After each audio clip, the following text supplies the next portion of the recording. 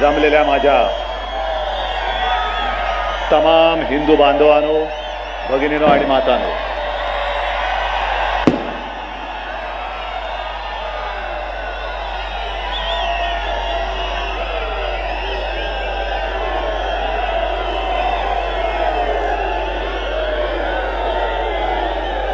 आपल्याकडे पाहून आज मला खरंच शिवसेना प्रमुखांची आठवण येते.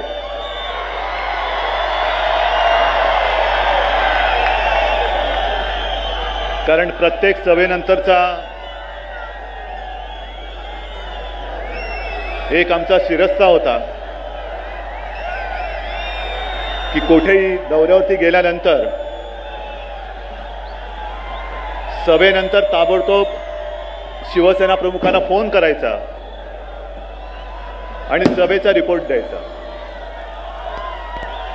ते विचारायचे, काय रे उद्धव, कशी झाली सभा, किती गर्दी होती, लोकांचा उत्साह कसा होता, काय म्हणतायत लोक.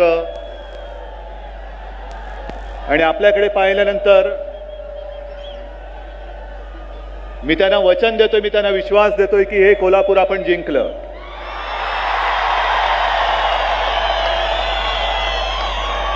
इतके वर्षाचं जे आपलं स्वप्न होतं की माझं कोल्हापूर, या कोल्हापूरमधून भगव्याचा सैनिक हा दिल्लीमध्ये गेला पाहिजे,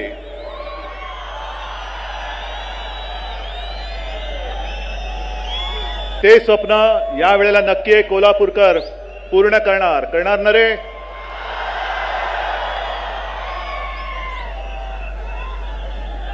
कारण ज्याच्यासाठी त्यांनी तळमळ केली होती, त्यांची तळमळ होती, ते स्वप्न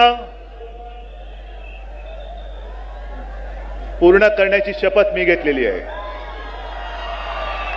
प्रतिज्ञा मी घेतलेली आहे. आणि ही प्रतिज्ञा, ही शपथ केवळ आपल्यासारखे मर्द वाघ माझ्यासोबत आहेत म्हणूनच मी घेतलेली आहे. त्याने मी शपथपूर्वक सांगतोय. आपली ही देशाची निवडणूक आहे, लोकसभेची निवडणूक आहे. कितवी निवडणूक मला माहिती नाही, मोजत बसायची आपली ही इतकी निवडणूक, 13वी लोकसभा, 14वी लोकसभा, 15वी लोकसभा, निवडणुका मागून निवडणुका जात आहेत. पण देशामध्ये काळोखच पसरतोय. विषय चिक्कार म्हणजे काय, चिक्कारच आहे. किती वेळ बोलावं. आता आपल्याला सांगितलं की आपले उमेदवार म्हणजे उद्याचे आपले खासदार हे ट्रॅफिकमध्ये अडकलेत. मग मला दुपारी पत्रकार परिषदेत विचारले की कोल्हापूरबद्दल तुमचा जाहीरनामा काय. म्हटलं जाहीरनामा हाच आहे ना, जिकडे खुद्द उमेदवार ट्रॅफिकमध्ये अडकतो तिकडे कोल्हापूरकरांची काय हालत होत असेल. आणि एकूणच कोल्हापूरकरांचे जे काही प्रश्न आहेत, हे महायुतीचं पत्रक आपल्या संजयनी मला वाटतं घरोघरी पोहोचवलं असेल. आलंय ना रे. ज्यांना प्रश्न असेल की बाबा नेमकी शिवसेना ही खासदार निवडून आल्यानंतर दिल्लीत करणार काय, तर हे पाठीकडे वाचा. काय काय आहे. आरोग्य, टोल हद्दपार करणार. आरोग्याचा विषय नंतर आहे, पण टोल आधी, कोल्हापुरातील टोल हद्दपार करणार. जवळपास तो झालाच आहे. आपल्या मर्द शिवसैनिकांनी तो केलेला आहे, आमदारांनी केलेला आहे, आणि तुम्ही सगळे. मग त्याच्यात सदाशिवराव सुद्धा आहेत. आधी आपण पुढाकार घेतला आणि त्याच्यानंतर मागून बाकीची मंडळी आली, पण सदाशिवराव पहिल्या दिवसापासून आपल्या सोबत आहेत. आणि महत्वाचा मुद्दा म्हणजे की जसं काही काही गोष्टींसाठी एखादी शहर किंवा एखादी जागा प्रसिद्ध असते, तसं कोल्हापूर म्हटल्यानंतर रसरशीत झणझणीत रस्सा. पण जोपर्यंत कोल्हापूरमध्ये येत नाहीत तोपर्यंत बाकीच्यांना कळणारच नाही की इथली माणसं सुद्धा झणझणीत आहेत. आणि माणसं अशी आहेत की प्रेम करतील तर हृदयापासून करतील, पण यांच्या पाठीत जो कोणी वार करेल त्याला गाडला तर असा गाडतील की पुन्हा तो उभाच राहू शकणार नाही. आणि मग हे जे काही विषय आहेत, आरोग्याचा विषय आहे, रेल्वेचा आहे, शेतीचा आहे, शिक्षणाचा आहे, उद्योग व रोजगार, विमानतळाचा आहे, बाकीचे जे काही मंत्री इकडे तिकडे झाले त्यांनी बरी आपली गावागावामध्ये जाण्या येण्याची सोय केली, विमानतळ बांधले. पण कोल्हापूर म्हणजे कोल्हापूरमध्ये तसे अनेक उद्योगपती राहतात, व्यापारी आहेत. कोणता समाजातला वर्ग या सरकारवरती समाधानी आहे मला सांगा. म्हणजे आज दुपारी खरं म्हणजे माझा फोटो काढून दाखवायला पाहिजे तुम्हाला. मी मध्ये बसलो होतो, एका बाजूला माझ्या रामदेव बाबा बसले होते आणि दुसऱ्या बाजूला आपले उद्योगपती धूत राजकुमार धूत. म्हणजे एका बाजूला उद्योगपती आणि दुसऱ्या बाजूला सर्वस्वाचा त्याग केलेला एक संन्यासी. आणि दोघंही म्हणजे काल राजकुमार धूत साहेबांचं भाषण झालं तिकडे उघडपणे बोलतायत, आज रामदेव बाबा बोलले उघडपणे बोलतायत, काय चोरून मारून नाही बोलत. गपचूप काम करणारी अवलाद शिवसेनेमध्ये नाही, उघड जे करू ते उघड. म्हणजे इकडे आमचे स्वामी धर्मगुरू सगळेजण त्रस्त आहेत, उद्योगपती त्रस्त आहेत, व्यापारी त्रस्त आहेत. आणि ही आम जनता तर काय, ही तर संधीची वाट बघते की कधी एकदा मतदानाचा दिवस उजाडतोय आणि या नतद्रष्ट सरकारला आम्ही मुठमाती देतोय. ही वाट तुम्ही सगळेजण बघतात, मला कल्पना आहे.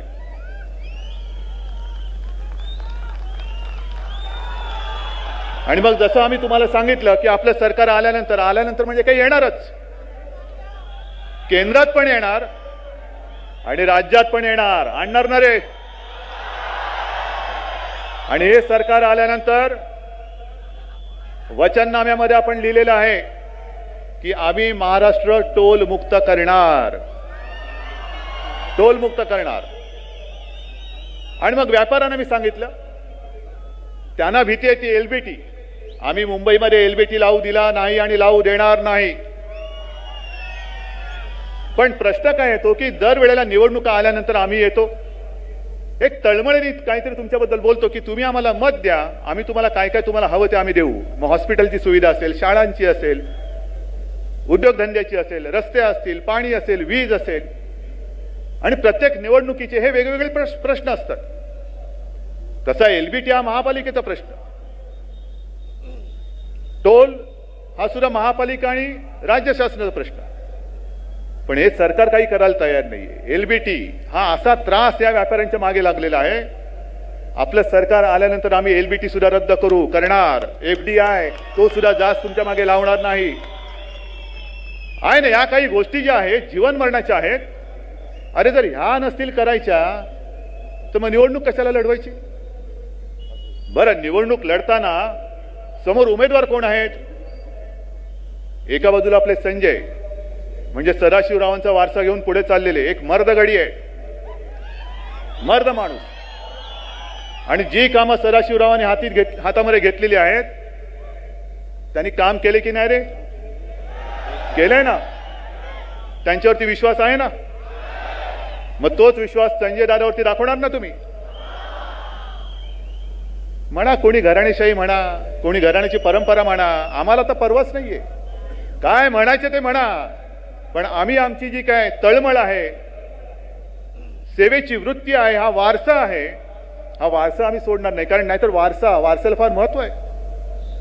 जे पवार साहेब मला म्हणाले की उद्धवला सगळं वारसा हक्काने मिळालेलं आहे, मिळालेलंच आहे. अरे हा बघा माझा वारसा माझ्या समोर बसलेला आहे, माझा अभिमान वाटतो, हा माझा वारसा आहे. आणि मग पवार साहेब आता आपल्यावरती टीका करतायत की आता म्हणे शिवसेनेला बाळासाहेबांच्या नावाची गरज नाही, ते नरेंद्र मोदींचं नाव वापरतायत. अहो आम्ही कधी म्हणजे मी माझ्याबद्दल बोलेन, बाप बदलायला मी काय राष्ट्रवादीत नाही आलेलो. बोलताना जरा सांभाळून बोला. जे माझं नाव आहे उद्धव बाळासाहेब ठाकरे, ही गर्दी मला बघायला, मला बोलायला, मला ऐकायला आलेली नाहीये. ही गर्दी उद्धव बाळासाहेब ठाकरे याच्यासाठी आलेली आहे, उद्धव ठाकरेसाठी नाही. आणि पवार साहेब काढूया आपण, सगळ्याच गोष्टी काढू. मी इथे उभा राहतो किंवा मी इथे उभा राहतो आणि तुम्ही इकडे उभे राहा. कारण इकडे उभे राहण्याची तुमची लायकी नाहीये. शिवरायाच्या बाजूला उभं राहण्याची तुमची लायकी नाहीये. पण वारसा काढायचा असेल तर मी सांगितलं ना, माझा वारसा हा आहे. तुम्ही कोणाचा वारसा घेऊन पुढे चाललेला आहात हे तर मला सांगा. आतापर्यंत तुम्ही किती काँग्रेस काढल्या, त्यावेळेला वसंतदारांच्या पाठीत वार केला, स्वतः मुख्यमंत्री झाले, यशवंतरावांना फसवलं, राजीव गांधी होते तेव्हा त्यांच्यावरती जहरी टीका केली. काय हा माणूस म्हणे, याचं आयुष्य परदेशामध्ये गेलेलं आहे, याला इथली माणसांची व्यथा ही कशी कळणार. या संजय दादा,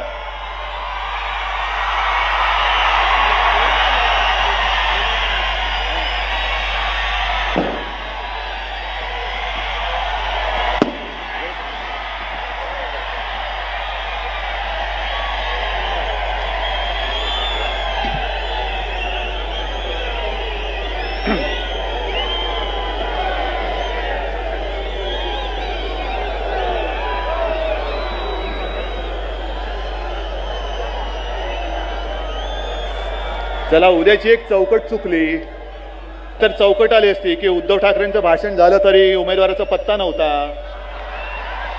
नाही, शोधायचं काहीतरी उकरून काढायचं आणि करायचं. तर जे मी सांगत होतो की आधी राजीव गांधींवरती टीका केली, काँग्रेस सोडली, आणि त्यावेळेला जेव्हा पत्रकारांनी त्यांना विचारलं होतं की का हो पवार साहेब, तुम्ही काँग्रेसमधून बाहेर पडला आहात, पुन्हा काँग्रेसमध्ये जाणार का, हे म्हणे अजिबात जाणार नाही, तशीच जर का वेळ आली तर तोंडाला डांबर लावून मी हिमालयात जाईन, हे पवार साहेब बोलले होते. त्याच्यानंतर संभाजीनगरला, म्हणजे आपण संभाजीनगर म्हणतो ते औरंगाबाद म्हणतात, आपण संभाजीनगर म्हणतो, त्या औरंगाबादला त्यांच्या राजीव गांधींच्या चरणी घालीन लोटांगण केलं आणि पुन्हा काँग्रेसमध्ये आले. मग त्याच्यानंतर त्यांना असं वाटलं की आता आपणच पंतप्रधान होणार, दुसरं कोणीच नाहीये. मध्येच पटकन सोनिया गांधींचा उदय झाला. सोनिया गांधींचा उदय झाल्यानंतर विदेशी म्हणून बोंब मारली, आणि विदेशी बोंब मारल्यानंतर सोनियाबाईंनी त्यांना हाकलून दिले, लाथ मारून हाकलून दिलेलं आहे. आणि मग कुठेच काही चालत नाही म्हणून पुन्हा, म्हणजे दरवाज्यातनं बाहेर पाठवले आहे ना, हे खिडकीतनं आत घुसले. आणि तुम्ही आम्हाला सांगताय वारशाबद्दल. हा वारसा मी सांगितलं ना, हा आमच्या समोर आहे, हा माझा वारसा आहे, भगवा हा माझा वारसा आहे.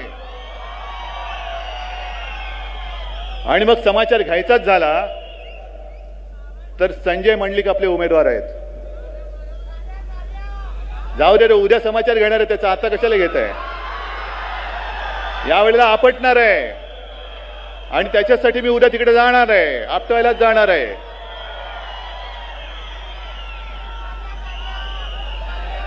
तर संजय दादा आपले उमेदवार आहेत. आणि आता दिवाकर रावते जे बोलले की तेव्हा खरं म्हणजे आपली ती चूक होती, उमेदवारी दिली होती त्याला. आणि शरद पवार बोलले होते, कोण आहे मुन्ना, कहां से आए मुन्ना. आणि इतक्या वर्षानंतर मला पण कळेना हो, मी आल्यानंतर मी पण विचारलं कोण आहे रे मुन्ना. तर मला आपलं संजय पवार बोलले, अहो साहेब तो नाही का आपला उमेदवार होता, धाडी टाकल्या सरकारने तेव्हा पळाला आपल्यातून. आणि मग गेल्या वेळेला मला वाटतं सतेज पाटील बोलले होते, तुम्हाला 1 नंबर वाला आमदार पाहिजे का 2 नंबर वाला. बरोबर ना रे. अहो पाटील साहेब, त्यांचं त्या बॅलेट पेपर होती, नंबर किती आहे. नाही 2 नंबर पाहिजे का रे. 2 नंबरचा खासदार पाहिजे, 2 नंबरचा खासदार पाहिजे. म्हणजे जे काय पापाचा पाडा दिवाकर राव ते वाचत होते, काय काय याचे धंदे आहेत, हे धंदे तुम्हाला चालतील, पसंत आहेत. आणि मग नंतर असं होऊ देऊ नका जर का चुकलात, कारण उद्या त्यांची इकडे सभा आहे असं म्हणतात, पण ही सभा जी आहे ना याची सरताला येणार नाही. इकडे एक सुद्धा भाडकाऊ नाही आलेला. कदाचित उद्या लोक येतील पण माणसं नाही येणार. परवा नांदेडमध्ये सभा झाली, मुख्यमंत्री होते, शरद पवार होते, त्या सभेमध्येच भांडाभांडी झाली. तिकडे कशावरनं भांडाभांडी. अहो तुम्ही 3 तासाला 300 रुपये बोलला होतात, आमचा ओव्हरटाईम झालेला आहे, आता हे ओव्हरटाईम पाहिजे. इकडे कोणी ओव्हरटाईम वाला नाहीये. स्वतःचे पदरचे पैसे खर्च करून प्रसंगी पायी चालत इकडे ही सगळी वाघाचे बच्चे आलेले आहेत. आणि मग उद्या ते आल्यानंतर काहीतरी तुम्हाला सांगतील, त्याला फसू नका, अजिबात फसू नका. कारण जर का तुम्ही फसलात तर उमेदवार आहे मुन्ना, ते गाणं कुठलं रे झेंडूबामचं, कुठलं गाणं, मुन्नी बदनाम हुई. तसं आमचे कोल्हापूरकर मुन्नासाठी बदनाम होणार नाहीत. आणि जर का त्याला मतदान केलं तर झेंडूबाम लावायची पाळी येईल. आणि म्हणून आपल्या हातामध्ये झेंडूबाम घेऊ नका, भगवा झेंडा घ्या. झेंडूबाम त्यांना लावू द्या, पवार साहेबांना. आपल्या हातामध्ये, मर्दाच्या हातामध्ये भगवा झेंडा शोभून दिसतो. बामची बाटली त्यांना द्या आणि बदनाम ते आहेत त्यांनाच होऊ द्या बदनाम. राष्ट्रवादी बदनाम होई. पण या कोल्हापूरला एक परंपरा आहे, छत्रपती शाहू महाराजांची परंपरा आहे. त्या परंपरेला जागून तुम्ही मतदान करा. छत्रपती शाहू सुद्धा बघत असतील काय, अरे जो कारभार मी केला तो कारभार तळागाळातल्या लोकांसाठी मी केला, गरीबातल्या गरीबासाठी केला, दलितांसाठी केला. आणि मग असं म्हटलं जातं की त्यावेळेला शाहू छत्रपतींवरती सुद्धा काय कमी टीका नाही झाली, खूप टीका झाली त्यांच्यावरती सुद्धा, की दरवेळेला छत्रपती महाराज आपण काय दलित दलित करताय, गरीब गरीब करतात. आणि मग त्यांनी एक काम केलं, हे सगळ्या ऐकीव गोष्टी आहेत, कारण तसे छत्रपती हे आताच्या काळात होणं शक्य नाही, अजिबात नाही. त्यांनी म्हणे असे एक काम केलं, एक खळं केलं. त्या खळ्यामध्ये एक अशक्त घोडा सोडला आणि त्याच्याबरोबर एक तगडा घोडा सोडला आणि त्याच्यासमोर हरभरे टाकले. हरभरे टाकल्यानंतर जो तगडा घोडा होता तो पटकन आला, त्या अशक्त घोड्याला ढुशी मारून लाथाडून दूर केलं आणि सगळे हरभरे खाल्ले. महाराजांनी सांगितलं, मी जे काम करतोय ना त्या दुबळ्या घोड्यासाठी करतोय, अशक्त घोड्यासाठी करतोय. आज हे सगळे तगडे घोडे काँग्रेसचे असतील, राष्ट्रवादीचे असतील, गोरगरिबांच्या पुढ्यातलं सगळं ओरबाडून खात आहेत, ओरबाडून खात आहेत, स्वतः तट्ट झालेत. तुमच्या पदरात काय पडतंय? आणि ह्यांची जी सगळी काही गुंडागर्दी आहे, दंगामस्ती आहे, याद राखा उद्याचं सरकार आमचं आहे, आमचं आहे. मोडून तोडून तुमची गुंडागर्दी काढून टाकू आम्ही. जर का माझ्या गरीबाच्या, जसं छत्रपतींचं जो एक आज्ञापत्र होतं ना, गरीबाच्या भाजीच्या देठाला जरी हात लागला तर याद राखा, होय आम्ही शिवशाही आणणारी लोक आहोत, आम्ही सुद्धा त्याच मार्गाने जाणार. गरीबाला जर का त्याच्या केसाला धक्का लागला तरी कोणी किती मोठा असला तरी त्याची गाय केली जाणार नाही. याला म्हणतात शिवशाही, याला म्हणतात शिवशाही. पण हे जसे स्थानिक विषय आहेत, शेतकऱ्यांचे विषय आहेत. राजू शेट्टी सोबत आलेत, का आलेत? काय त्यांचं आणि आमचं नातं? खरं म्हणजे एकेकाळी आपण विरोधात होतो, सदाशिवराव विरोधात होते, राजू शेट्टी विरोधात होते. गेल्या वेळेला आपली लढत झाली होती, त्याच्याही आधी आपण लढत होतो. पण दोघ जण लढणारे, तिघ जण लढणारे आठवले साहेब सोबत आलेले आहेत, धनगर समाज सोबत आलेला आहे, शिवसंग्राम संघटना सोबत आलेली आहे आणि शिवसेना भारतीय जनता पक्ष ही गेली 25 वर्ष युती एवढी अभेद्य आणि मजबूत आहे की ही सगळी लोक विश्वासाने आता सोबत येत आहेत. कोण सोडवणार शेतकऱ्यांचे प्रश्न? कोण देणार त्यांच्या शेतमालाला भाव? आम्हाला भीक नकोय, आम्हाला काय पवार साहेबांच्या खिशात हात घालून मलिदा नाही खायचा. पण शेतकरी फक्त त्याच्या कष्टाचं मागतोय, त्याच्या घामाचा पैसा मागतोय. आणि तो न देता तुम्ही त्याला जर का नुसतं कोपऱ्याला गुळ लावणार असाल तर उपयोग काय? तो गुळ नुसता बघत बसायचा, काढताही येत नाही कारण गुळ आहे, आणि चाटताही येत नाही कारण तोंड पोचत नाही तिथपर्यंत. हे धंदे यांचे सगळे आतापर्यंत झाले आणि म्हणून ही सगळी रडकथा आहे, ही आता आपल्याला संपवायची आहे. आणि हे करत असताना नुसतं संजय मंडलिक यांना विजयी करा, नरेंद्र मोदी यांना विजयी करा, अरे ते होणारच आहेत. पण त्यांना काहीतरी त्यांचे चोचले पुरवायचे आहेत म्हणून ही निवडणूक नाही लढवतात. गेल्या अनेक वर्षानंतर एक मजबूत सरकार देण्याची शक्यता नव्हे, खात्री ही मतदारांच्या मनामध्ये निर्माण झालेली आहे. अटल बिहारी वाजपेयीनंतर नरेंद्र मोदी हे एक नाव आपण विचारपूर्वक लोकांसमोर दिलेलं आहे. सरकार मजबूत पाहिजे, नाहीतर नुसतं चाललेलं आहे. कोण मुलायम सिंग काहीतरी बडबड करतोय, तो तिथला आझम खान तो एक बडबड करतोय, अबू आझमी बडबड करतोय. मुलायम सिंग बद्दल मला आज प्रश्न विचारला, जी आज आपल्या देशाची ओळख झालेली आहे संपूर्ण जगात की सर्वात भ्रष्ट देश, जगामधला सगळ्यात भ्रष्ट देश, आणि इकडे माता भगिनी या सुरक्षित नाहीत, इकडे बलात्कार होतात. ही आपल्या देशाची ओळख तुम्हाला मान्य आहे? निदान या शिवरायाच्या महाराष्ट्रामध्ये ज्या शिवरायाने आम्हाला शिकवलं की परस्त्री ही माते समान होत असते, नव्हे आहेच, आणि त्या शिवरायाच्या काळामध्ये जे काही घडलेलं आहे, आम्हाला शिवरायाचा इतिहास आहे, मुलायम सिंगला कोणाचा इतिहास आहे? शिवरायाचा इतिहास हेच सांगतो, त्या काळी तो रांझ्याचा पाटील होता, महिलेवरती बलात्कार केला, मगरूर होता पाटील. पण मगरूर असल्यानंतर मी पाटील आहे, माझं कोण काय वाकडं करेल असं बोलण्याची कोणाची हिंमत नव्हती. जर बोलला असता तर जीभ भासडून तिथल्या तिथे त्याच्या हातात दिली गेली असती. आणि मग ज्या वेळेला शिवरायाच्या कानावर आलं एक कोणतरी रांझ्याचा पाटील आहे, त्याने असं केलं आणि मगरूर आहे, त्याला मावळ्यांकडनं उचलून घेऊन आले. गुन्हा सिद्ध झाला. कोपरापासून दोन्ही हात आणि ढोपरापासून दोन्ही पाय, दोन्ही तंगड्या तोडून गावाच्या वेशीवरती फेकून दिला. हा बलात्काराचा गुन्हा करणारा, हा नराधम, आयुष्यभर भोग तुझ्या पापाची फळं. तो वारसा, तो तेजाचा वारसा, ही परंपरा ही आम्हाला लाभलेली आहे. आणि मुलायम सिंग सांगतोय की लड़के तो लड़के होते हैं, बलात्कार किया तो फांसी क्यों?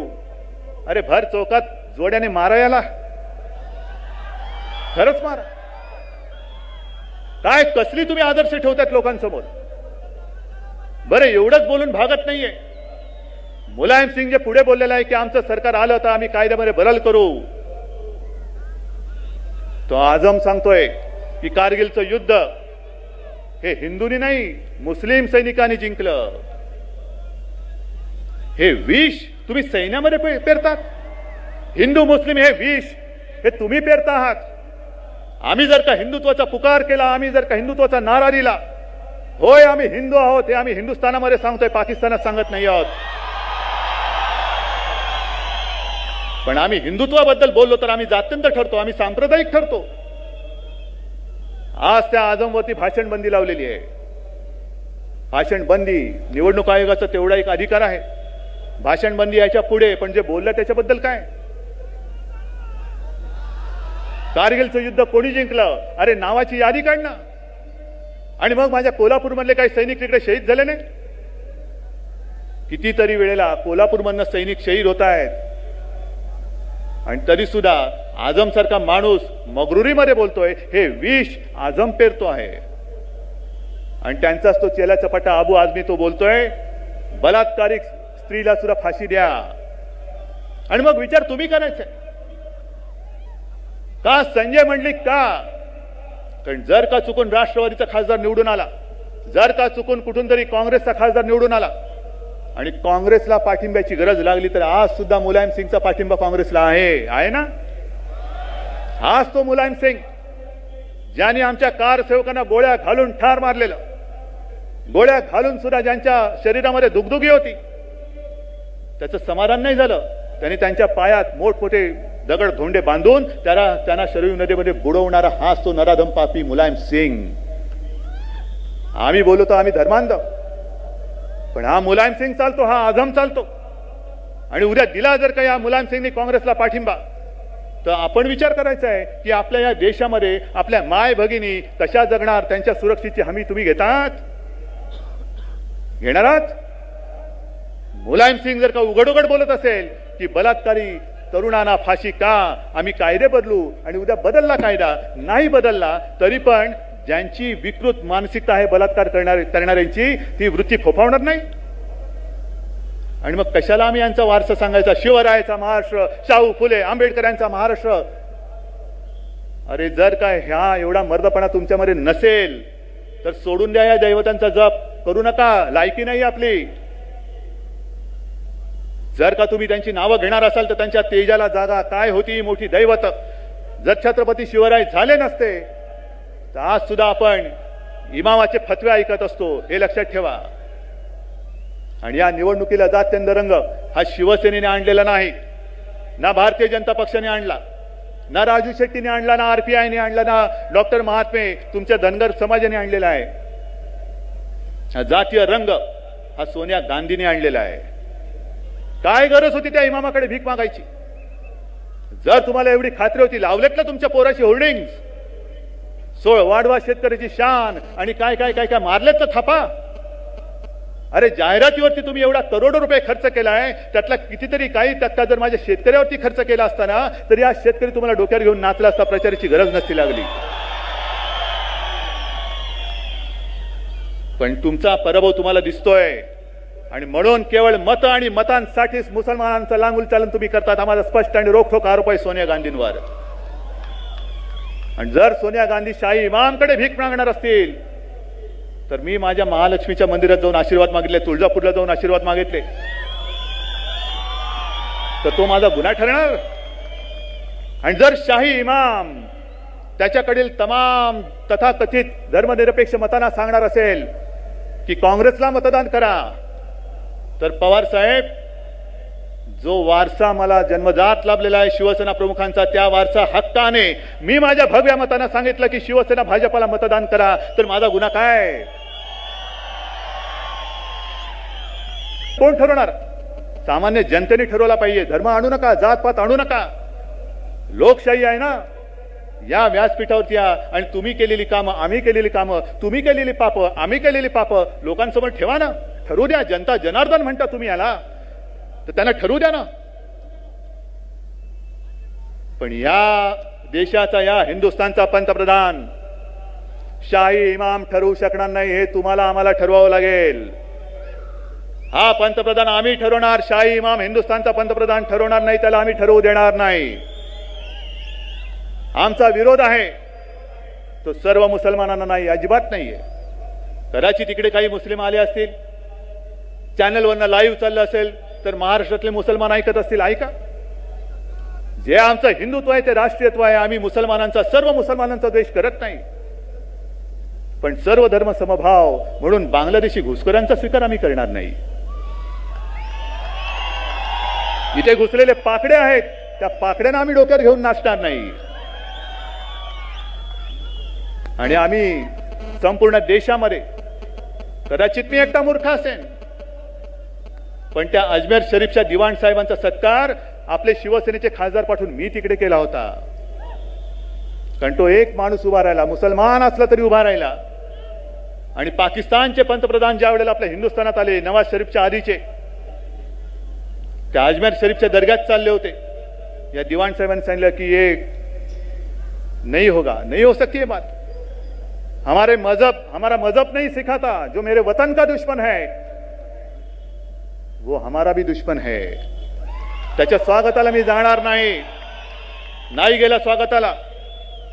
एवढंच नव्हे तर ज्या मार्गाने ते पंतप्रधान, पाकडा पंतप्रधान आला आणि गेला, तो मार्ग सुद्धा त्या मंडळीने धुवून काढला. याला म्हणतात राष्ट्रीय मुसलमान. पण हे असे मुसलमान किती आहेत? या बाबांनो, या. जी सोनिया गांधी, शरद पवार तुमच्याकडे मत म्हणून बघत आहेत, पण आम्ही तुमच्याकडे मत म्हणून बघणार नाही. आम्ही तुमच्याकडे माणसं म्हणून बघू. बस हा देश आपला माना. जी लढाई आम्ही लढतो आहोत, आमच्या सोबत येऊन तुम्ही सुद्धा लढा. नाहीतरी आझम खान सांगतोच आहे ना, सैन्यामध्ये मुसलमान आहेत. जो देशासाठी लढतोय त्याची जातपात धर्म नाही बघितली. तो मुसलमान असला तरी आमचा भाऊ आहे. ही आमची शिकवण, ही आमची परंपरा आहे. पण हे आम्ही ओरडून ओरडून सांगत असताना ही आमच्या घराण्याची दुसरी पिढी एकच घेऊन, हे स्वप्न घेऊन चाललेलं आहे. पण जे आम्ही या अजमेर शरीफच्या दिवाण साहेबाबद्दल बोलतो आहोत, त्यांचा आम्ही सत्कार करतो आहोत, त्याच वेळेला ओवेसीचा सत्कार करणार. आम्ही ओवेसीचा सत्कार करणार. आणि मग आमच्याबद्दल बोलणारी सगळी लोक, सोनिया गांधी असतील, शरद पवार असतील, आणखीन कोणी असतील, अरे ओवेसी जे बोलतो आहे ते बोलल्यानंतर त्याच्याबद्दल बोलताना तुमच्या तोंडामध्ये काय कोणी खुंटी टाकतं काय? का बोलत नाही? आणि म्हणून मी तुम्हाला सांगतोय, पुन्हा पुन्हा सांगतोय की ही निवडणूक हा हा जल्लोष नुसता विजय मिळवून देणार नाही, हा जल्लोष पाहिजे, हा उत्साह आहे, हा धबधबा आहे. मी अनेक वेळेला शरद पवारांना सांगितलंय, शरद पवारांना काळजी लागलेली आहे की म्हणे शिवसेनेला आता गळती लागलेली आहे. बघा पवार साहेब, हे दृश्य बघा. बरं गळती लागली ना, मग तुमचा पक्ष कुठे गळती लागते हे बघत बघत वाडगा घेऊन का फिरतोय? इकडे काय गळते घे वाडग्यामध्ये, इकडे काय गळते घे वाडग्यामध्ये. अरे दुसऱ्याच्या गळतीवरती वाडगे भरणारे, तुमची ताण नाही भागू शकत, लोकांची काय भागवणार? आणि आज जनसागर आहे, समुद्र आहे, खवळलेला समुद्र आहे.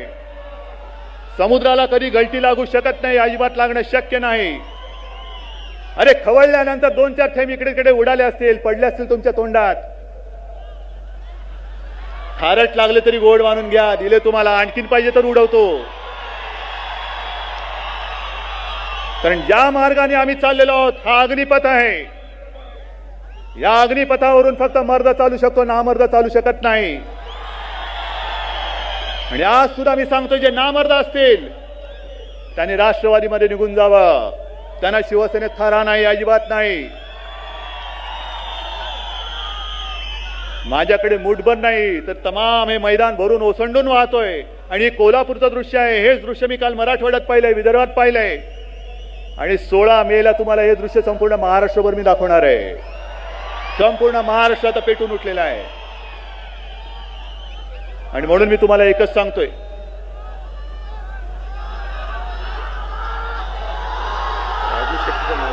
सांगितलं ना, एकाने कोणतरी बोला.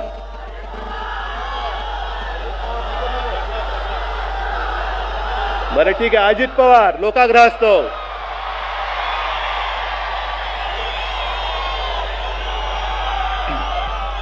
बरं त्याच्या आधी परत एक शाहू महाराज यांची घटना सांगतो, आठवण सांगतो. कसा होता आपला छत्रपती, कसा होता छत्रपती, आणि कशाला त्याला छत्रपती छत्रपती तसे अनेक झाले असतील, पण अजूनही छत्रपती शाहू महाराज म्हटल्यानंतर आदराने मान का खाली जाते. त्याची जी काय उदाहरणं आहेत, कदाचित आजच्या पिढीला शाहू छत्रपती माहिती सुद्धा नसतील. अरे बोलतो ना, जरा संस्कृती सांगू दे ना आधी. म्हणजे कसा फरक पडलेला आहे. हा जनतेने मानलेला स्वीकारलेला छत्रपती आणि हे स्वयंघोषित छत्रपती मस्तवाल. ज्या वेळेला असं म्हणतात की शाहू महाराजांच्या वेळेला दुष्काळ पडला होता, तेव्हा स्वतः शाहू छत्रपती मिळेल त्या वाहनाने खेडोपाडी गेले होते. म्हणजे आज हे रस्ते बघितल्यानंतर टोल भरून सुद्धा खड्डे आहेत. त्यावेळेला काय असेल, मग कुठे घोड्यावरून, प्रसंगी उंटावरून गावी जात होते, खेडोपाडी जात होते, घराघरात पोचत होते. आपला राजा आलाय, आपली विचारपूस करायला आलाय, मतं मागायला नाही आला, कारण तेव्हा निवडणूक नव्हती. पण स्वतः शाहू छत्रपती सोबत काही कारभारी लोक घेऊन जात होते आणि जिथल्या तिथे जी लोकांची गरज होती ती मंजूर करून मदत पोचत होती. आणि आज ही संस्कृती, आज गेल्या वर्षी जो महाराष्ट्रामध्ये दुष्काळ होता, धरणं कोरडी ठाक पडली होती, तो सोलापूरचा भैया देशमुख किती दिवस पाणी पाणी आक्रोश करत उपोषणाला बसला होता मुंबईमध्ये. त्याची 2 गोड शब्द बोलून विचारपूस तर सोडाच, पण मगरुरीमध्ये हे अजित पवार बोलले होते, अरे पाऊस नाही पडत, धरणं कोरडी पडलेत, पाणी नाही तर धरणामध्ये काय लघवी करू. आता मी काय बोलणार नाही, त्याला काय करायला लावायचं ते तुम्ही ठरवा, ते तुम्ही ठरवायचं. ह्याची मस्ती एवढी चढली कशी, ह्याचं कारण त्यांना माहिती आहे तुम्ही जाता कुठे. कारखानदारांचं सगळं राज्य आहे, सगळी लोक हे जणू काय आपले गुलाम आहेत. काय तुमची मस्ती आहे, कसे तुम्ही विरोधात जाल, पैसा फेकला की तुम्ही याल. पण आता ही मस्ती अजित पवार तुमची चालणार नाही, कारण तुम्ही या सगळ्यांच्या प्रकल्पाचा, त्यांच्या शेतमालाचा, हक्काचा जो काही पैसा आहे तो भरून तुम्ही यांना विकत घ्यायची भाषा केली, तर ही जनता आता तुम्हाला तिथल्या तिथे तुमची जागा दाखवल्याशिवाय राहणार नाहीये. आणि हे तुम्हाला करावं लागेल, कारण मी काहीतरी बोलणार, मग तुम्ही उसळणार, टाळ्या वाजवणार, मी माझ्या घरी जाणार, तुम्ही तुमच्या घरी जाणार. आता काय बिंदास हे नाही चालणार. जर तुम्हाला तुमच्या आयुष्यामध्ये बदल घडवायचा असेल तर मला सगळ्यांनी एक विश्वास तुम्हाला द्यावाच लागेल. दोन्ही हाताच्या मुठीवर करून मला विश्वास द्या की उद्धवजी तुम्ही चिंता करू नका. या वेळेला आम्ही कोल्हापूरचा खासदार, शिवसेना प्रमुखांच्या स्वप्नातला खासदार हा भगव्याचा आणि भगव्याचाच देणार. केवळ संजय मंडलिक नाही तर पलीकडचे राजू शेट्टी सुद्धा पुन्हा देणार. आम्ही विकणार नाही, तुटणार नाही, फुटणार नाही. कोणत्याही परिस्थितीमध्ये हे दोन तेजपुंज सैनिक आम्ही दिल्लीत पाठवल्याशिवाय राहणार नाही. जय हिंद, जय महाराष्ट्र. कोल्हापूर लोकसभा मतदारसंघाच्या या विराट सभेला संबोधन करण्यासाठी आलेले पक्षप्रमुख उद्धवजी ठाकरे, त्याचबरोबर व्यासपीठावर उपस्थित असलेले खासदार राजकुमार धूत, या महायुतीचे सर्व पक्षाचे प्रमुख आणि या विराट सभेला ऐकण्यासाठी आणि उद्धवजींचा विचारधन घेऊन जाण्यासाठी आलेले कोल्हापूर जिल्ह्यातील स्वाभिमानी मतदार बंधू भगिनी मित्रांनो, लोकसभेच्या निवडणुकीसाठी अत्यंत जोशपूर्ण अशा वातावरणात एक भगवी लाट या गांधी मैदानामध्ये आलेली आहे. आणि म्हणून दुसऱ्या बाजूला असलेलं सोलापूरचं पार्सल हे सोलापूरला पाठवण्याचा निर्धार या सभेच्या निमित्तानं आपण केलेला आहे. दुसऱ्या बाजूच्या उमेदवारांचा उद्यापासून घोसाळकर करा आणि मला प्रचंड मताने विजयी करायची एवढी विनंती करतो. जय हिंद, जय महाराष्ट्र. आता थोडं म्युझिक घ्या, म्युझिक घ्या. माननीय श्री बाळासाहेब ठाकरे यांचा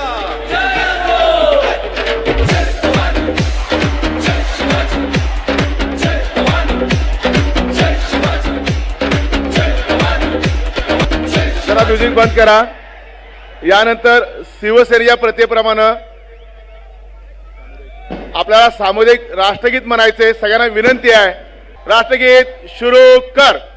जनगण मन अधिनायक जय हे भारत भाग्य विधाता. पंजाब सिंध गुजरात मराठा द्राविण उच्चल वंग. विंद हिमाचल यमुना गंगा उच्चल जल वितरंग. तब शुभ नामे जागे, तब शुभ आशीष मागे. गाये दब जय गाता. जनगण मंगलदायक जय हे भारत भाग्य विधाता. जय हे, जय हे, जय हे, जय जय जय जय हे. बोलो भारत माता की वंदे.